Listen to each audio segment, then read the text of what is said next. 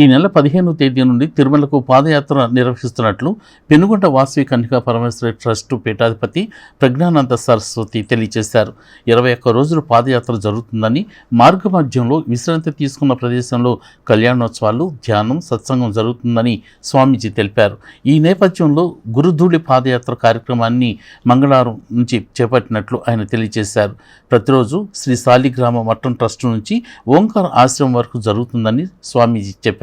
మంగళవారం జరిగిన గురుధూళి పాదయాత్రలో భాగంగా మార్గమధ్యంలో గోశాలను సందర్శించిన స్వామీజీ గాయత్రి మంత్రాన్ని పఠనం చేసి భక్తుల చేత గోగ్రాసం, పండ్లను గోవులకు సమర్పించారు.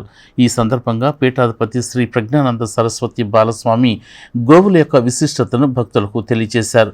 ఈ కార్యక్రమంలో మఠం కార్యదర్శి రావూరి సుబ్బారావు, జాయింట్ సెక్రటరీ ముద్దాభక్తుని రమణయ్య, ఇమిడిశెట్టి నాగరాజు, రాజేశ్వరరావు, లోకనాథం, అద్దంకి రామ్మోహన్ రావు, రజనీ కుమార్, కుంజేటి శ్రీనివాసరావు, గోపు ప్రభారాణి, సాలిగ్రామ మఠం శ్రీ విద్యాపీఠం కమిటీ సభ్యులు, మహిళలు పాల్గొన్నారు.